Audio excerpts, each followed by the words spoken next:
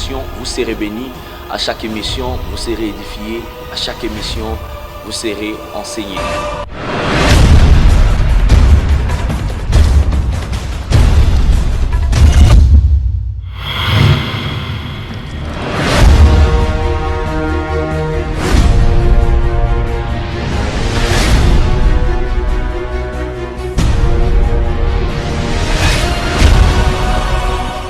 Vous allez voir un prédicateur qui fait le service d'offrande aujourd'hui dans le Nouveau Testament, dans le temps de l'église que nous sommes, un prédicateur qui fait le service des offrandes à l'église qui dit « On ne vient pas dans la maison de l'Éternel les mains vides, venez avec vos offrandes ». C'est un verset mal compris et mal utilisé, parce que ce verset n'est pas lié au temps que nous sommes, c'est un verset de l'Ancien Testament. C'est un verset lié à ces peuples. Pourquoi? Parce que jadis, le peuple ne pouvait pas venir le main vide. Et lorsque ce verset dit « On ne vient pas dans la maison de l'Éternel le main vide », ce n'était pas en termes d'argent, c'était en termes d'animaux. Pourquoi? Parce que le peuple qui venait dans la présence de Dieu devait apporter un animal pour l'expiation de ses péchés, pour la couverture de son péché. Mais aujourd'hui, quand vous dites aux gens ne venez pas dans la maison, on est les mains vides, là vous interdisez aux gens de venir à l'église, parce qu'il y a des gens qui, depuis le matin, ils n'ont rien touché comme en termes d'argent, ils n'ont rien eu comme 100 francs, comme 10 francs. Maintenant, comment est-ce qu'il va venir à l'église? C'est que les gens doivent rester à la maison. Nous devons expliquer les choses selon les contextes. Dans le contexte de ces versets a été donné pour le peuple de l'Ancien Testament, qui devait alors à chaque fois entrer dans la présence de Dieu avec une offrande, parce qu'en ce moment-là, l'expiation de péché ou le pardon du péché était lié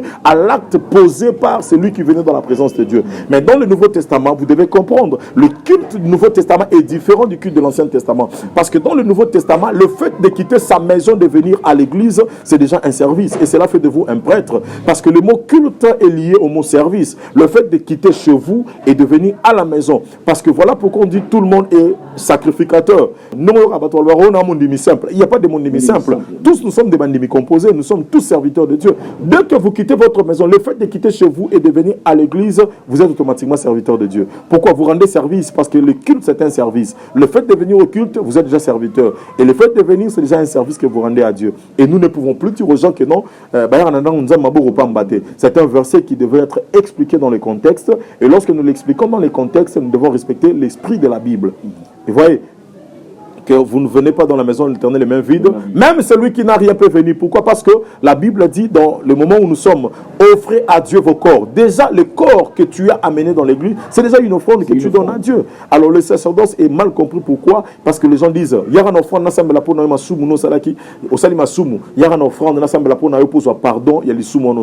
il n'y a plus d'offrande à donner pour le pardon de péché.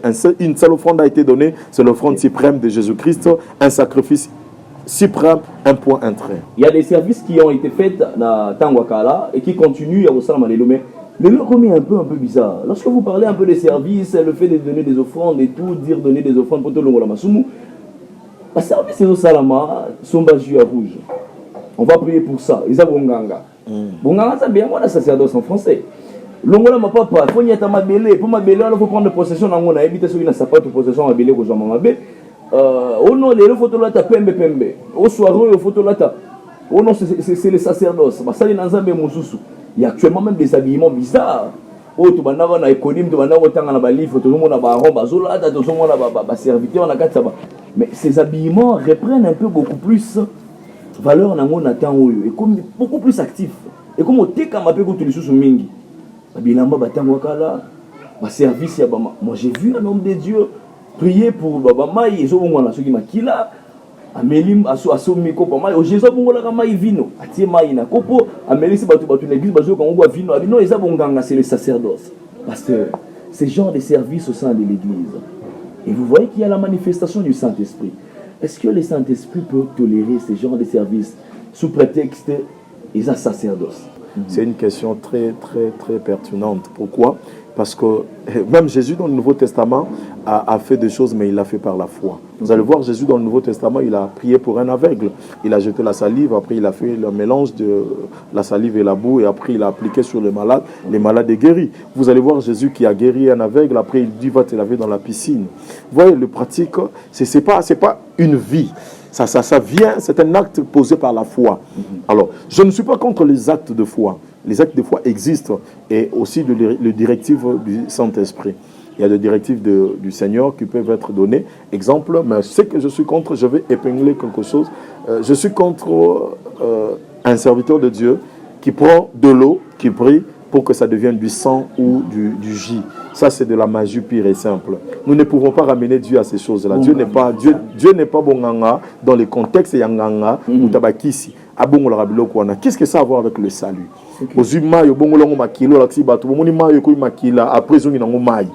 On a gagné quoi? Et tel que de pratique. Mais je suis plus convaincu, lorsqu'on peut organiser une prière, on peut dire aux gens que ça ne soit pas une routine. Nous sommes contre la routine et la vie quotidienne. Il faut que ce soit quelque chose de spontané, quelque chose qui vient comme ça par la poussée du Saint-Esprit. Vous êtes comme ça, le Seigneur peut dire que chacun prenne une bouteille de jus. Prenez une bouteille de jus, achetez une bouteille de jus, venez à ça. Nous allons prier pour ça.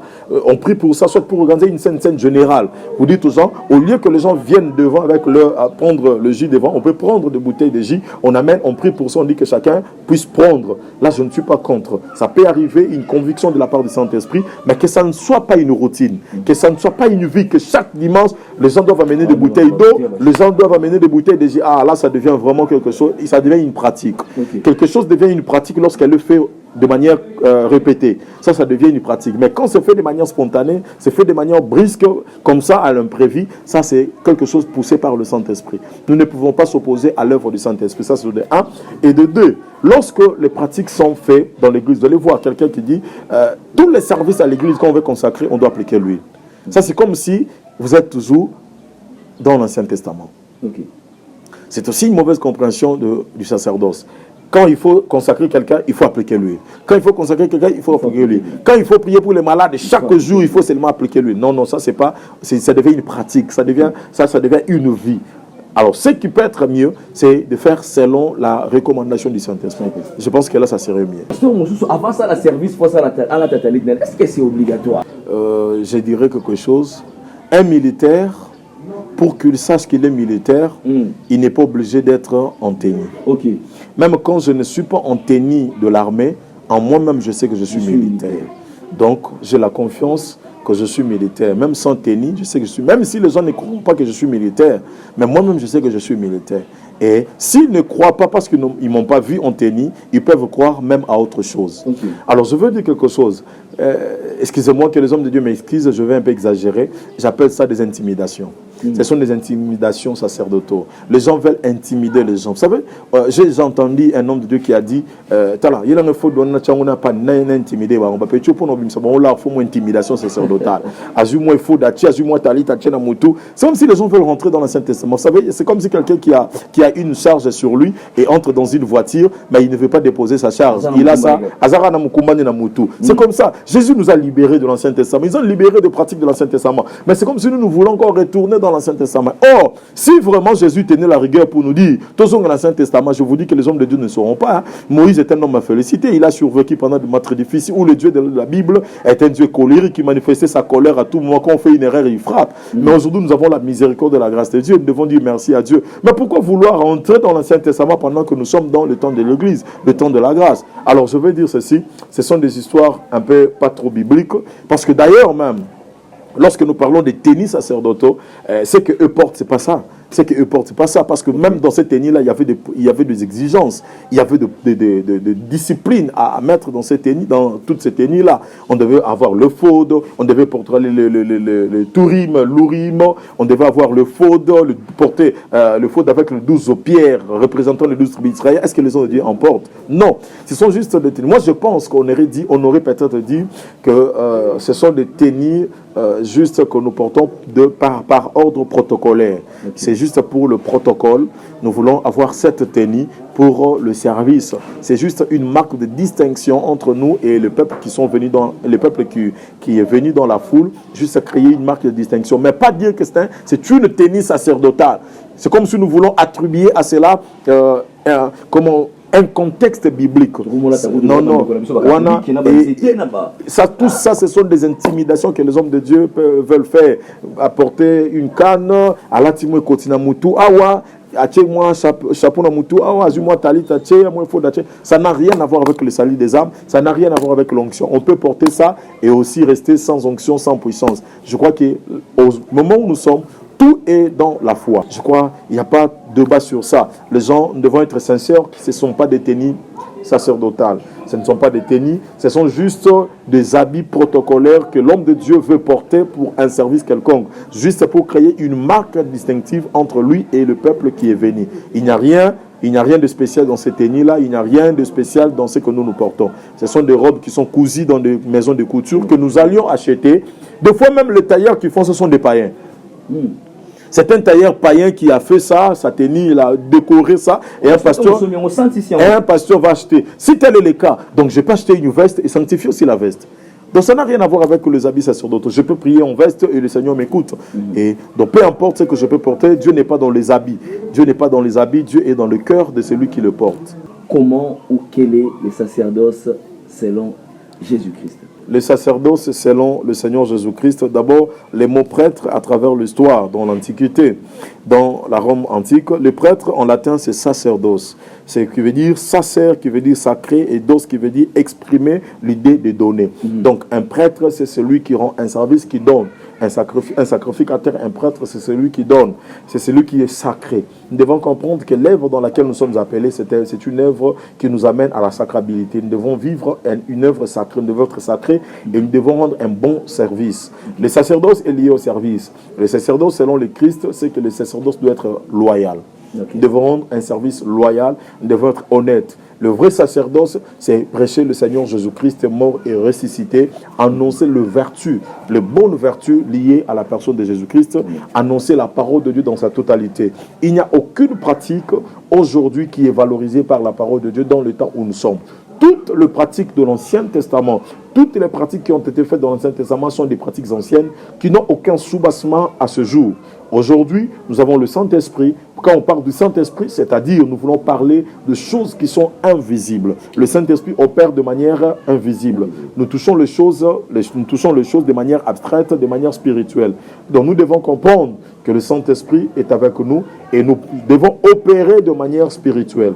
Nous n'avons plus besoin ni de tennis sacerdotaux, nous n'avons plus besoin de pratiques quelconques, si tel est le cas. Que les pratiques doivent être faites, nous devons alors retourner aussi, tuer les animaux, prendre le sang, jeter sur les gens, prendre le sang aspergé dans l'église. Toutes ces pratiques devraient être faites. Mais si nous ne les faisons plus, c'est parce que nous devons croire que nous sommes dans une autre dispensation. Le problème est que les gens ne comprennent pas le message dispensationnel. Nous devons comprendre la dispensation dans laquelle nous sommes, la dispensation dans laquelle nous opérons. Nous sommes dans une dispensation où les choses sont liées à l'esprit. Nous devons opérer de manière spirituelle, nous devons manifester Jésus-Christ. Voilà pourquoi Jésus dit, il est avantageux pour vous que je m'en aille, car si je m'en vais pas, le consolateur ne viendra pas. La Bible parle dans Jean d'un autre, un autre. Le Saint-Esprit, c'est un autre Jésus. Okay. Mais seulement, Jésus qui était sur terre avait un corps. Un autre, lui qui est venu, n'avait pas de corps. Il est permanent, il habite en nous, il habite avec nous. Nous devons vraiment comprendre cette dispensation dans laquelle nous sommes. Et si tel est le cas, et si nous la comprenons de la manière, nous aurons moins de problèmes. Et n'oublions pas, excusez-moi, homme de Dieu, je m'aurais martelé sur le manque qu'on a. Nous avons connu un problème. Il y a quelques jours ici, on a montré plutôt à la télévision un garçon qui est devenu aveugle.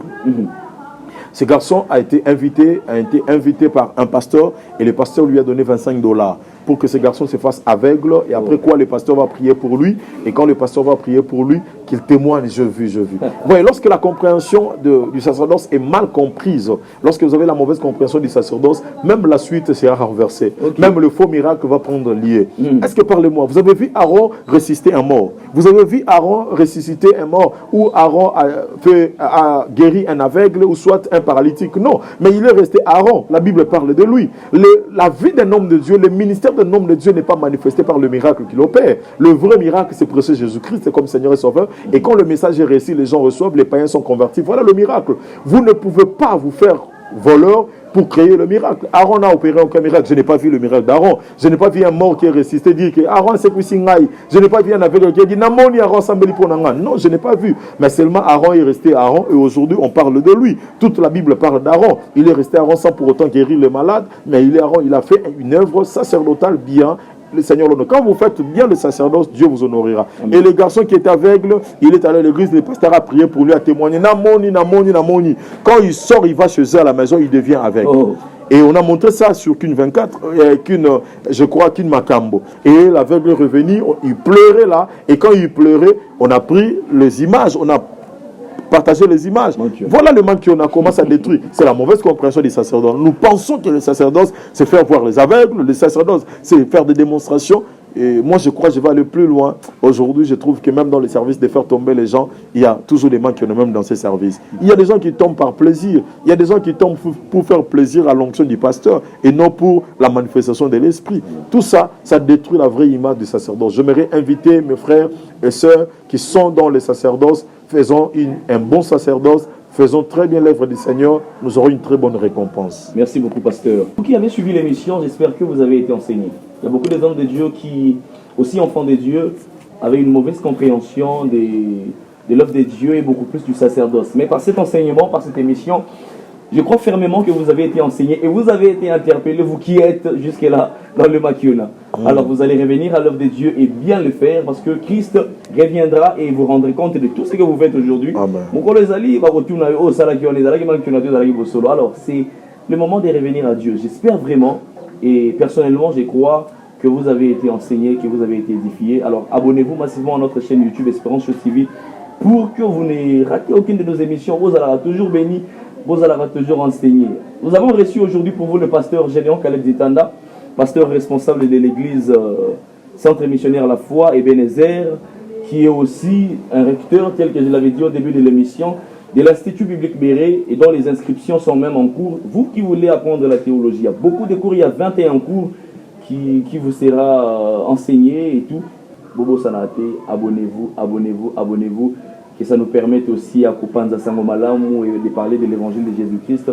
Le pasteur Gédéon Caleb Ditanda, vous avez été une bénédiction pour nous aujourd'hui. Un mot de la fin pour ces personnes et tous ces enfants de Dieu, tous nos abonnés et tous ces hommes de Dieu aussi qui vont suivre cette émission. Merci beaucoup, homme de Dieu. C'est un grand plaisir, un réel plaisir de partager avec vous et avec le peuple de Dieu qui nous suit de partout cette grande thématique qui est vraiment qui fait débat aujourd'hui sur la mauvaise compréhension, la compréhension erronée du sacerdoce. Je bénis le Seigneur pour ses choix. Je rends grâce à Dieu pour vous aussi, pour avoir choisi ce grand thème, cette grande thématique qui est une grande bénédiction. Même moi-même, je suis interpellé aussi à faire mieux et à faire encore plus mieux. Je dis merci. Je bénis le Seigneur pour vous. Je vous demanderai de vous abonner massivement et de partager aussi, si possible, cette vidéo et de faire encore de mieux en mieux. Écoutez, le Seigneur Jésus-Christ reviendra certainement et quand il reviendra, il aura besoin d'une église sans tache ni rude. Nous devons présenter une église propre devant le Seigneur. Et pour la présenter ainsi, nous avons une part de responsabilité, chers ministres de Dieu. Prêchons la parole de Jésus-Christ sans mélange. Le méli-mélo nous amène la mort. Vous voyez, les gens qui étaient avec le prophète, ils ont amené la coloquinte et cela a apporté la mort dans le peuple. Évitons de mettre la coloquinte dans le repas, sinon le peuple de Dieu va mourir. Nous rendons grâce à Dieu, merci. Je profite, comme l'a dit notre cher journaliste, le serviteur de Dieu, le frère Aaron. Nous sommes dans une période, dans une saison d'inscription où nous inscrivons dans notre institut biblique qui est l'IBB en sigle, et Institut biblique Béret dont je suis le recteur et aussi le professeur. Nous avons tant d'autres professeurs dans l'institut. Nous avons 21 cours importants à donner et si vous êtes intéressé, prière de nous contacter dans le numéro que nous allons bientôt la donner. Contactez-nous, écrivez-nous sur WhatsApp, sur Facebook et le Seigneur Dieu vous bénira. Nous avons 21 cours et parmi ces cours, je vais citer 3 cours qui sont très importants. Nous allons parler de l'argent, nous allons parler de l'argent et l'ennemi de l'homme de Dieu. Nous allons parler de 20 versets bibliques importants sur le sang de l'agneau, sur le sang de Jésus-Christ. C'est là que nous allons partager un point très important. Est-ce que peut-on invoquer le sang de l'agneau? Peut-on invoquer le sang de Jésus? Nous avons aujourd'hui des gens qui invoquent le sang. Nous allons expliquer ces choses dans ces cours-là. Ce sont des cours très importants et aussi nous avons des cours, les handicaps de l'homme de Dieu, la faiblesse des hommes de Dieu, les handicaps. L'homme de Dieu peut avoir des handicaps et nous allons parler de toutes ces choses dans ces cours. Nous avons plusieurs cours, 21 cours comme l'a dit l'homme de Dieu. Venez vous inscrire, mon numéro c'est plus 243 89 99 12 169. Plus 243 89 99 12 169. Contactez-nous et le Seigneur Dieu vous bénira. Sur Facebook, nous avons écrit Caleb Ditanda. Cherchez-nous, faites une demande, le Seigneur vous bénira. Abonnez-vous, suivez cette émission. C'est une émission très édifiante. Ça va beaucoup vous bénir. Que Dieu vous bénisse. Merci beaucoup. Alors nous vous disons merci beaucoup, vous qui avez suivi l'émission et surtout n'oubliez pas de vous abonner massivement pour ne surtout pas rater nos émissions. Alors nous vous disons à très bientôt pour une nouvelle thématique et pour une bénédiction encore. Et sans oublier Il y a un homme qui nous est très utile et qui est derrière la caméra, l'ingénieur Zico Image, à qui je passe mes salutations, le papa d'Eliott, un bébé très beau. Mes salutations à vous, papa. Et nous disons merci à nos abonnés et nous saluons particulièrement toutes ces personnes qui nous suivent et qui nous soutiennent de loin. Espérance et Bongo, Nadine Bibi, Impact Kitenge, Prince Zola, Mami Bossali, Urbain Wagbele, Noïla Azanza, Abigail. Vous êtes tellement nombreux, Linda Bossali, Précieuse Longa. Mes salutations à vous ainsi qu'à vous, mon pasteur, le bishop Jean-Pierre Kungo Baraka, tous les membres de l'église de la Régénération et tous les enfants membres du corps du Christ. Nous vous disons très bientôt pour une nouvelle émission et que Dieu vous bénisse. Merci beaucoup et à bientôt.